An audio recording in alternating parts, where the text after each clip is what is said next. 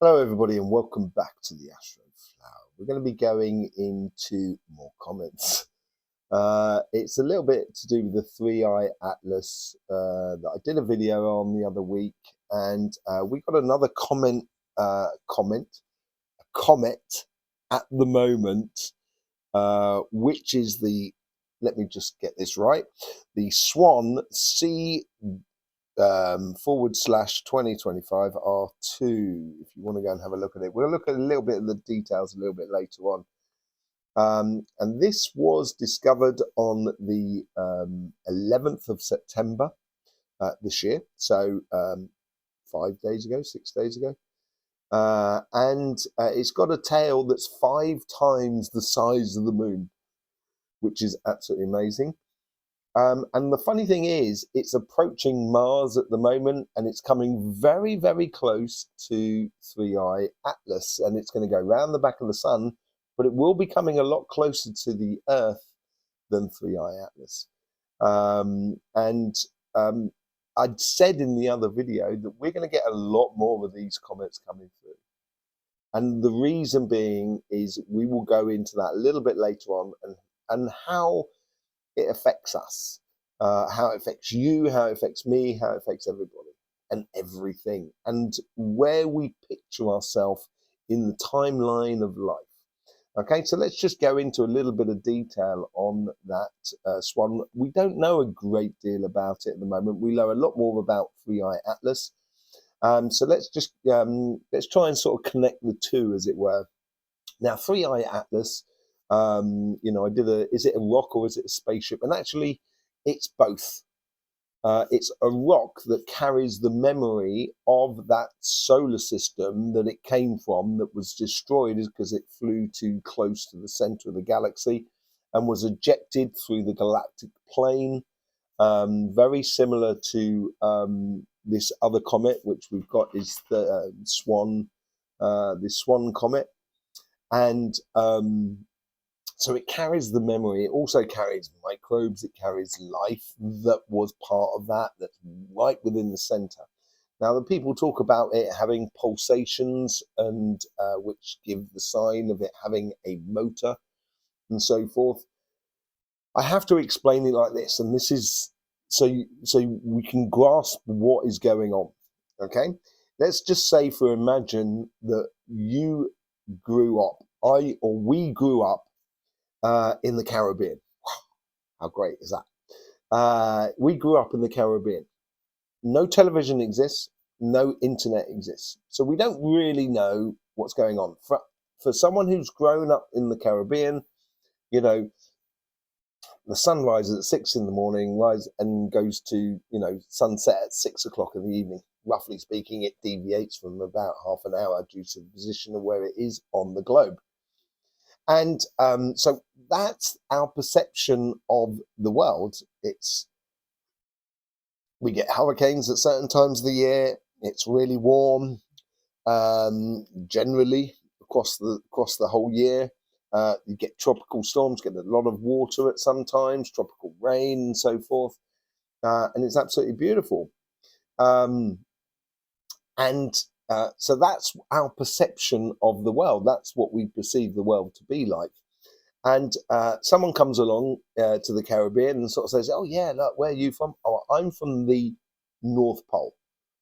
And I go, "Wow, what's it like?" Or I come from a place where there's snow everywhere. It's dark there's no sun for 3 months of the year, and then there's no nighttime for also 3 months of the year. And it will seem like an alien world to someone growing up, or someone who has a perception of being in the Caribbean. Okay, so you would think that if I was to take that person and just drop them off, if I was to take you and I, if we grew up in the Caribbean, and just take you and drop you off in the North Pole, you would have thought that without showing you, without you seeing anything, you would have thought that you've traveled to another planet. Okay, and this is a similar sort of thing which is going on with Three-Eye Atlas. So I explained it in the other video. If you imagine you've got the galactic plane, which is like that, you've got the center of the galactic plane, we sort of go round the galactic plane like that. It goes up and down. So we go from the positive to the negative, or the negative to the positive charge of the galactic plane, if you like, which creates pole shift on this planet here. And we go closer to the center, and then, you know, from the outside, we gradually work our way round, get close to the center, and then get pushed back out, and then come closer and get pushed back out, very much like a comet, as it were, with our planets in tow. And sometimes you're going to get a planetary system that goes too close to the sun, and too close to the center of the galaxy, and it will get destroyed. You know, a lot of other systems will be able to, you know, go round without a problem. Okay, as we are traveling around, so if you imagine that's the galactic plane, as we are coming closer to that galactic plane, which is the middle between the positive and negative charge of the galaxy that we happen to be in, the solar systems to be in, as we get to there, we get into this middle section where the magnetic fields are less defined, but when they are defined, they're incredibly intense.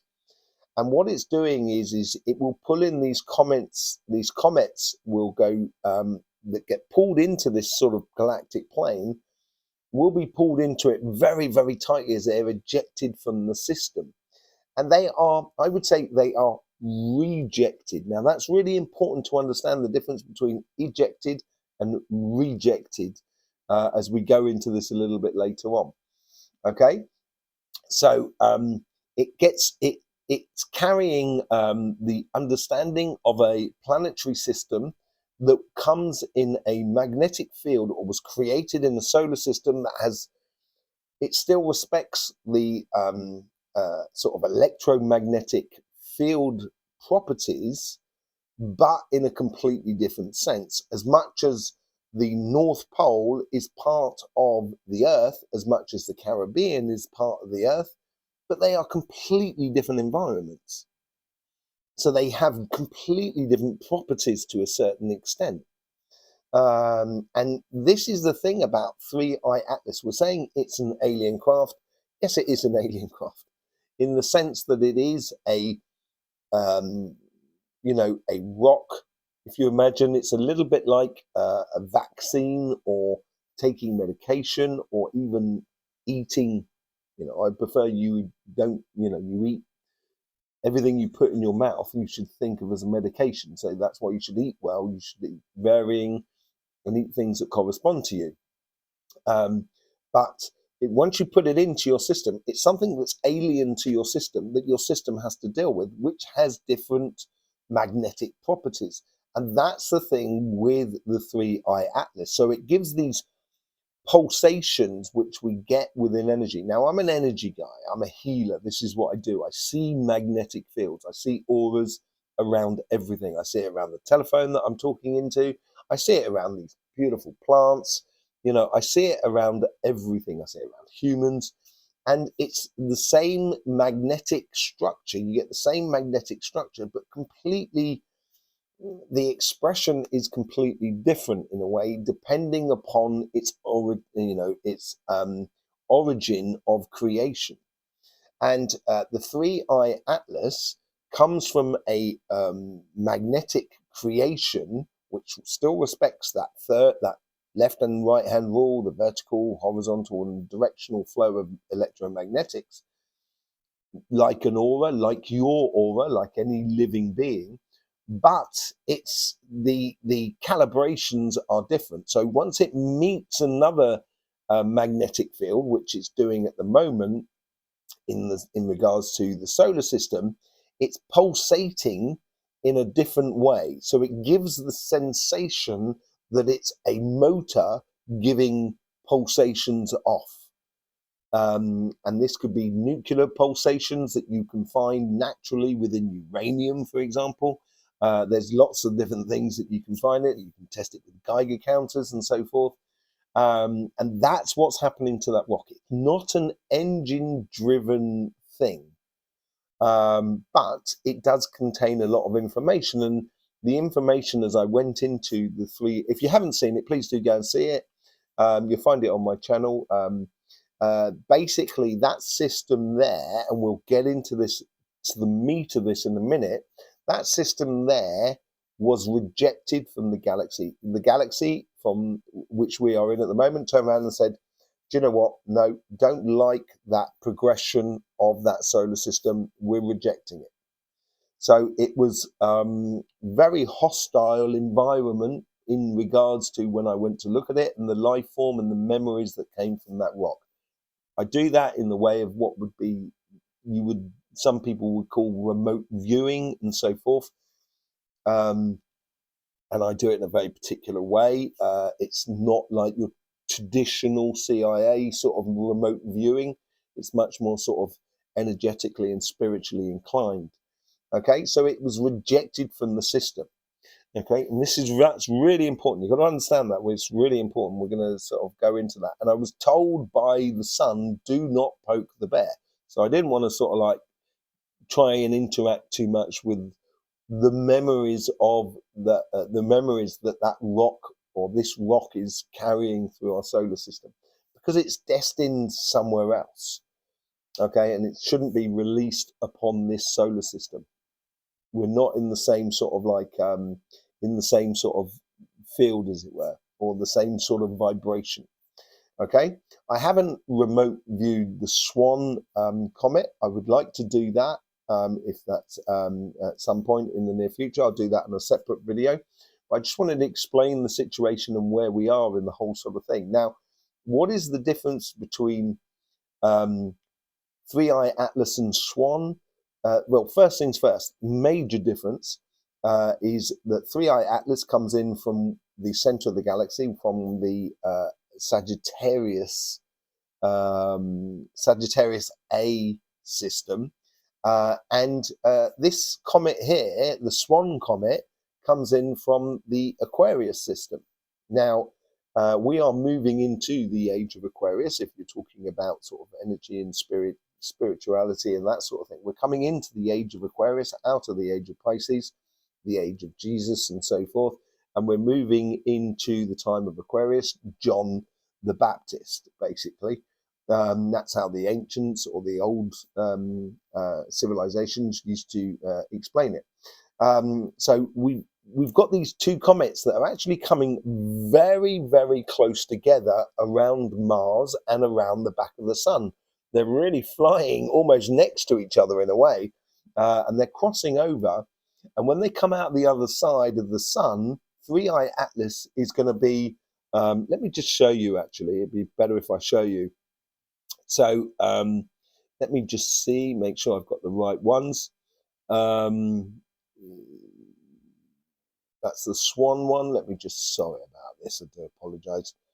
I'm a healer. I'm not a information technology guy. Okay, let me just bring up this is Three-Eye Atlas, basically. So here we have Three-Eye Atlas. This is on theskylive.com. Do go and have a look there. It's absolutely brilliant, very good, no nonsense information website. I think it's absolutely brilliant if you want no nonsense information. And as we go through, it's got a lot of information. Let's just take you down to the information that we're really concerned with. Okay. So here it is, the distance from Earth at the moment. You can see it, it's gradually changing in the section there, distance in kilometers and distance in AU, astronomical units. And at the moment, it's equivalent of 2.5 times the distance from the Earth to the sun from the Earth. So it's 2.5 times that same sort of distance. We've got that. And then its closest approach to Earth will be on Friday, the 19th of December, apparently. And this could well change over time because of electromagnetic proportions. On the 19th of December, as you can well see here, and it will be approximately 1.8, I'm rounding up here, 1.8 AU, or what is that, 268 million kilometers from the distance to Earth. Now let's just have a look at Swan. Now Swan, as I say, they're coming very close together at the moment. As you can see, it's coming close to Mars and so forth. It's going there. You've got 3i Atlas on the left hand side there, as you can well see. They're really coming close together, and as they come close together, they will be going behind the sun at pretty much the same sort of time by the looks of things, and then we'll be coming out the other side at different sort of angles, as it were. And the Swan comet, as you can well see here at the moment, is less than 1 AU to the Earth at this present time. And as it goes through and out the other side, the closest it will get to Earth is Monday, the 20th of October, 2025. And it will be about a quarter of an AU. So it's a quarter of the distance between the 1 AU is the distance between Earth and the sun. So it's a quarter of that sort of distance there between the two. As I say, if you want to, oh look, I've got all those adverts on there. I don't want all those adverts. Let me pull it up there. If I've been showing you adverts, I do apologise.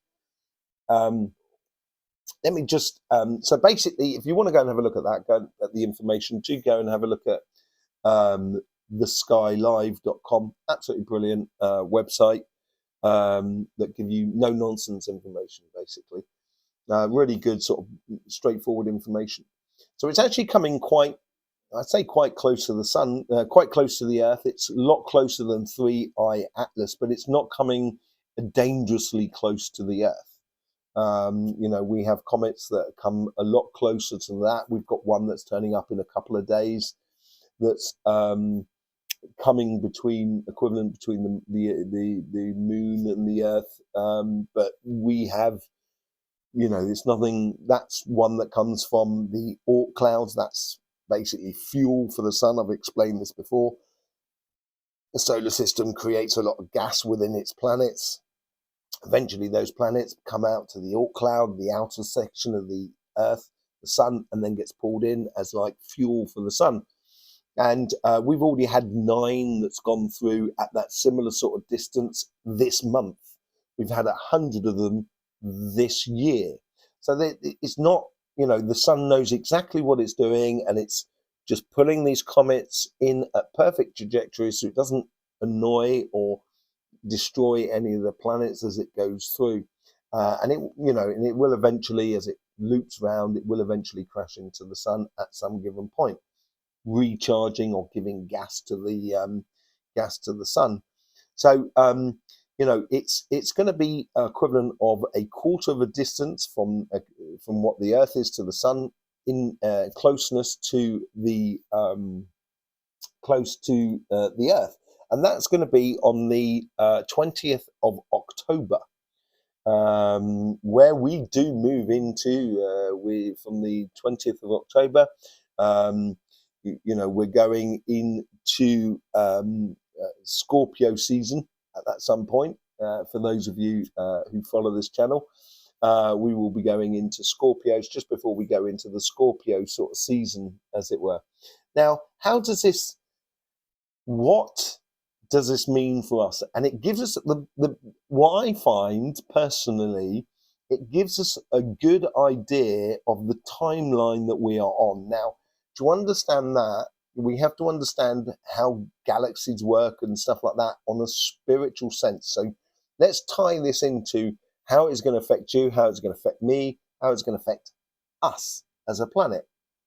Okay, so we are coming close to that point of going through the galactic plane. We're pretty much going into it now, and we're moving from positive to negative. Now, I have seen a huge amounts of videos about the Galactic Federation of Light, the GLF or GFL or whatever it is. And I talked about this last time, and also people talking about star seeds and stuff like that. As we go through the plane, it's equivalent of revelation times or end times. You can't change this. we cannot physically change it. So there's no need to worry about a thing. Don't you worry about a thing.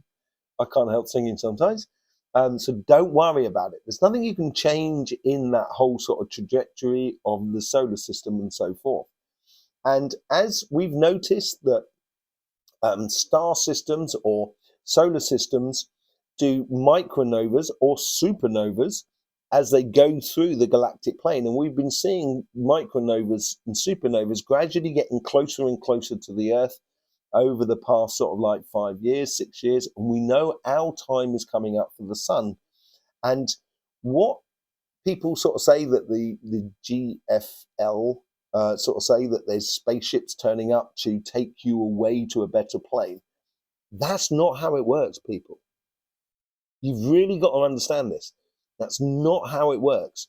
The last thing the galactic community want, and this is where we start going into the woo-woo world, as it were, the last thing the galactic community wants is a group of people or spirits or souls that have created a mess on a planet and then just want to leave it, because they will then just create a mess elsewhere. You got to clean up your own backyard, as Elvis Presley's song, clean up your own backyard. Anyway, clean up your own backyard before you'll be allowed into it. And unfortunately, the reason it's not a spaceship coming to collect spirits and star seeds and stuff like that, that's all a bit like it's all a bit like spiritual chauvinistic, sort of looking down your nose, sort of saying, I'm a star seed and everything like that.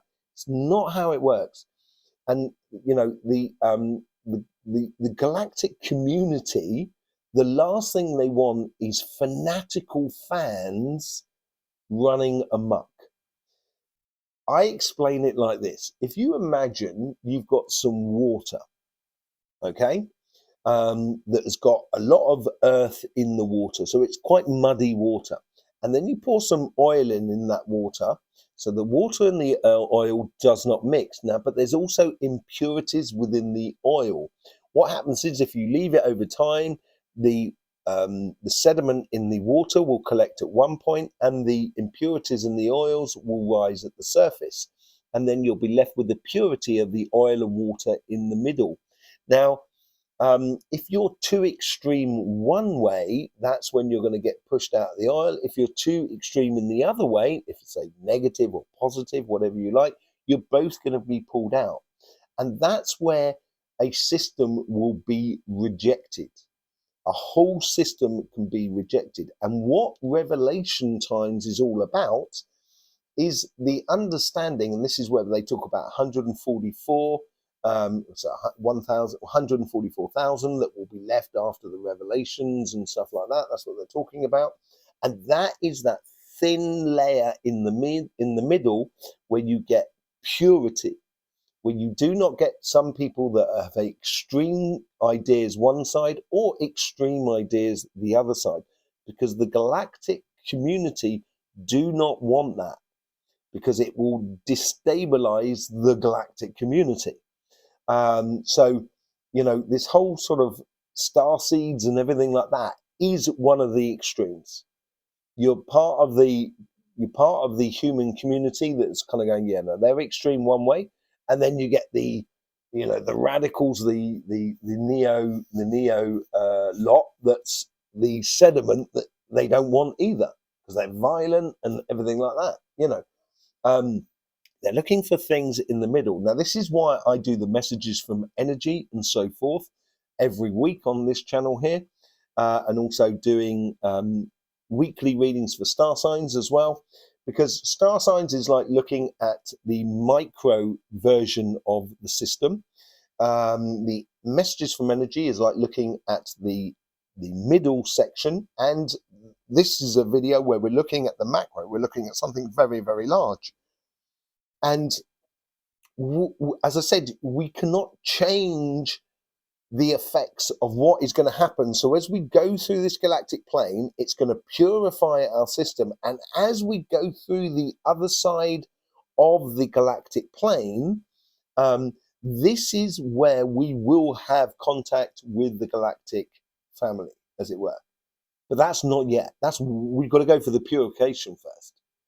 The last thing they want is they don't want to turn up. They don't want, ideally, what they want is in the future that we have connection with alien species where they turn up and we can turn around and say, welcome to our planet. Rather than when they turn up kind of going, oh, welcome to our planet. Oh, you're the greatest. Your consciousness is so much greater than ours and stuff. Last thing they want is some sort of like crazy fans going in it. And they don't want either where the aliens turn up where we're kind of going, what are you doing on our planet? Sort of thing. It's not how it works. Because you're not part of the galactic, family, as it were. So I think we will get a lot of contact once we go through the galactic plane. Now that's going to take a few years.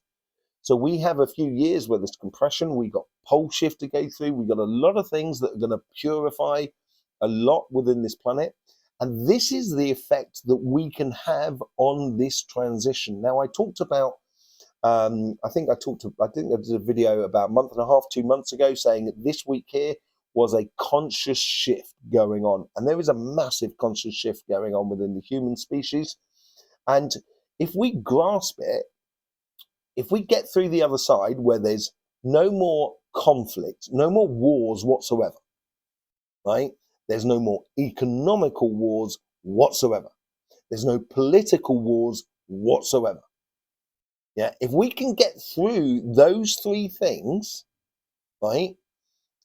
Also religious, that the religion that ties it all together is all in there as well. If we can get through that, then we can eliminate all of that and come to an understanding that we're part of a system which is a living being, which some people may call the creator, some people might call the universe, and so forth. We're part of something that's far greater than what we can fully understand, as much as most of the alien species around the galaxy also understands that we're part of something that's far greater than what, it's like a cell. The galaxy is like a cell living in a body. Now that cell, can go rogue, and that can create illness for the galaxy, for the creator, for the being that we are in. And that is the risk we're running at the moment. And this is why the solar system is looked upon at the moment by the rest of the galaxy, kind of going, are they going to make it through, or are they going to turn bad? Because if they turn bad, it could be finished for everybody in the whole galaxy. The whole galaxy can go. So the effect that we can have as individuals, as also much as a collective, is that conscious shift. We're not going anywhere. No one's going anywhere. No one's better than someone else. No one's, I'm a higher being. There's none of that BS, basically, that chauvinistic or that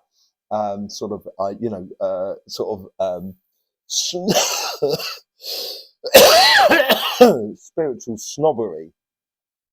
We either make it through together or we don't make it through together. That's just the way it goes. We are judged collectively, but we have an effect on it as individuals. And as individuals, if we can get our heads around the idea of no war, no religion, no money, no politics, if we can get there, I know it's a massive ask. I can understand that.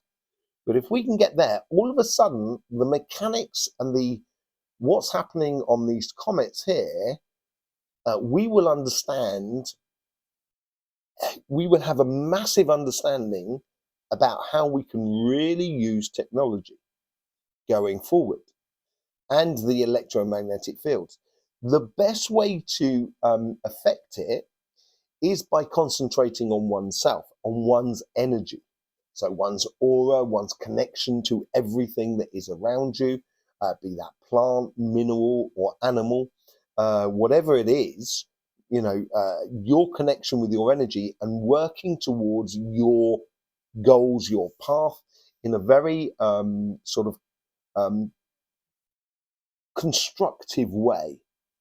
Once we understand this whole idea that we are part of something far greater, we're either building towards something or destroying something. Maybe this cell that we're living in, which is the galaxy, is coming to an end, like every cell within our bodies. but don't worry, it will be replaced by another cell, and that's the way it goes. Um, it's a natural sort of process, but we have the opportunity to cultivate a planet that is consciously in line with what is really going on the greater sphere. So we're no longer just looking at our belly button, sort of saying, "Oh, this political party said this, and this political party said this, and this religion said." Do you know what I mean? It's like, come on, kids, man. You know, the universe are kind of sort of saying, "Well, look, if you can't stop fighting, you're all punished." You know what I mean? No one gets through. So it's a completely different situation to an individual soul. As we go through this pole shift, and the impurities are taken out of the karmic system, or the Akashic library, if you like. As the impurities are taken out of the karmic, the Akashic library, those souls are not lost. They will be re-injected into situations or into systems that are still on the learning curve, and they will go back through the learning curve and have that opportunity to come to the enlightenment and understanding that we're all on the same boat, and we're all part of the same thing. No one is bigger or better than others. Others have, you know if you look, if a 5-year-old looks at adults and kind of goes, "Wow, they're amazing," it's only because adults have been living a lot longer. But once that 5-year-old becomes an adult, they're going to kind of look at their parents and kind of go, "Oh, you know what I mean? Maybe they weren't so good." And we've got to get past this idea that this whole sort of thing of a spiritual snobbery. It's a little bit like sometimes, like, believing in Father Christmas and so forth. If you're a child and stuff like that, and you believe in Father Christmas, I'll tell you now that Father Christmas doesn't exist. Okay, I'm going to tell you the truth, and that seems to be the conscious change at the moment. The truth seems to be coming out. I did a reading at the beginning of the year for 2025, and I said it was the year of truth, and it's all about talking your truth and being your truth. Okay. And this is when what happens is when the sun does a micronova, it's actually protecting the solar system, and it will be protecting the planets that are within that solar system. Now, it will create enormous amount of havoc on Earth, as it will do on all the other solar system planets within the solar system. But generally, the sun will increase its energy and put it into the outer section, and that will protect, like the shell of an egg, will protect the inner solar system as we go through this galactic plane. And as it does, and it does that eruption, that micronova, it can create another planet.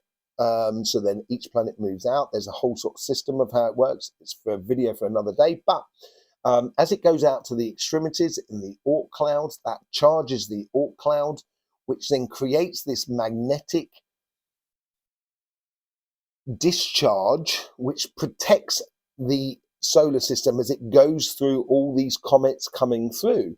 Now, it will appear that the actual sky is really bright and that the sun no longer exists, because the outer section of the solar system will be shining so brightly that the sun will seem like a black dot. And this is what people talk about, the sun being dark for 3 days, that sort of thing. It's an actual physical process that happens. Yes, it is inclined to, obviously, it's going to change our spiritual beliefs or our belief systems when we go through this sort of thing. The two are inseparable. So we are going towards this revelation time. And as I say, physically, going through the pole shift, going through the galactic plane, going through all these things that are happening, you cannot change it. I cannot change it. No one of us can change it. But we can go through it and come out the other side. This is where we're going to start getting a little bit more deeper into the woo-woo world. I have already been through that change at some point in the past. I've already been through that galactic change, where we move from one to the other, and we introduced ourselves to alien races. It's equivalent of the Adam and Eve time, where Eve came along. It wasn't Adam, by the way, it was Eve. Eve turned up and she had she gave us a lot of consciousness understanding, basically, but that was a long time ago. So I know that we have a possibility to cultivate something different. And that the way in which we cultivate that is our actions on a daily basis. And this is the purification where you've got to eliminate hate and love in a way, because they're two extremes. You know, love is absolutely fantastic and hate is absolutely horrible. But you talk to someone who's got a lot of hate in them, they're going to love hate. You know what I mean? It's that whole sort of thing, love-hate scenario. But you need someone who's, you know, you need people who are a lot more sort of stable, that are in the middle. I know it sounds really boring. Do apologize. But you know, you have to eliminate those extremes in order to get the purities out of the situation. Like in any distillation that you do, say like alcohol or sort of petrol and so forth, that the world does naturally, and it happens. You know, alcohol is produced naturally in rotten fruit. We've all seen animals that eat the rotten fruit that get themselves drunk. But anyway, I digress. This is what we're gradually going into, and this is why I do the messages from energy and so forth, because it's really important for us to understand this on a daily basis, on a weekly basis, on a yearly basis, and on a lifetime basis. And we're all on a learning curve trajectory, whichever way you want to look at it. You know, we're all going to the same point. And at that point there, this is where you will be either rejected or ejected towards the world after the galactic plane shift. Okay, and you know, I've done many videos on what is the difference between the soul and the spirit. If you want to know about that, you know, I talk about that a lot. You know, your physical body is part of the earth. It's going to be returned to the earth. It's not yours. It doesn't go with you and everything like that. Nothing physical goes with you. Your spirit does. And you know, although you may not be physically alive during that shift there, your soul will be carried through if you have those, if you are in a pure sort of sense. And you know, this is what it's all coming together at the same time here. So keep an eye out, see what's going on, but don't get sucked into the extremes of what is happening in the world at the moment. Keep yourself very central, straight, and on your path of exploring the here and now, and part of the construction of the new human being, or the new human species, as it were, the collective human family. And maybe we can all get through together. Okay, so I just like to do a heads up on that sort of that new comet that's coming through. It's trying to explain the massive idea of what life is all about in according to a galaxy and so forth. And this all comes back to sacred geometry, that comes back to ancient civilizations. The whole sort of thing sort of like fits perfectly together within purification. And that's what we're going through. So, you know, if I was, you know, my advice to you, you know, you can do what you like. I'm not going to stop you from doing anything, and I'm not going to say that you're wrong or anything like that. I'm just going to sort of say you are on your path. It's fine. I don't, you know, make sure you follow your path. Whatever it is, your convictions, you follow it. That's fine by me. I don't mind. I have no problem with that whatsoever. I'm not responsible for your path. You're not responsible for my path. It's just the way it goes. You know, I am the only one to see what I do with my own hands. Therefore, I can, you know, I'm the only judge of myself. I'm not going to judge you as much as you can't judge me. But all I'm saying to you is that from my perspective, and that's all I'm giving you, my perspective, we are in the process of making the extreme sides of life very visible, so nature itself can turn around and kind of say, okay, we need to get rid of that side there that's way too positive, and we need to get rid of that side there which is way too negative, because you need to go through the shift between the negative and positive as we go from one side of the galactic plane to the other in a pure sort of state. Okay, I hope this helps you out to see your bigger picture and your place within all of this. I thank you very much for liking, subscribing, sharing, and also commenting. Even if you don't agree with me, that's fine with me. I don't mind at all. Comment in there. It's great to talk. Don't worry about it. Just drop us a comment. It's absolutely lovely. You may even turn around and sort of say, "Man, you are batshit crazy." I don't mind. I don't give a monkeys. I really don't care. You'll all see at the end of your own days, as it were. You know what I mean? So whatever it is, just join in. Just the main thing is joining in. That's the main thing. And we will see at the end. It's like going into a film and someone sort of saying, "I reckon it's going to be like this. I reckon it's going to be like this." Another one says, "I reckon it's going to be like this." We'll all know at the end of the film. It'd be great. And it's a game. It should be fun. And I always say this at the end of any of my videos, you know what I mean? After thanking you very much for subscribing and so forth, don't forget, life should be fun. So please do enjoy.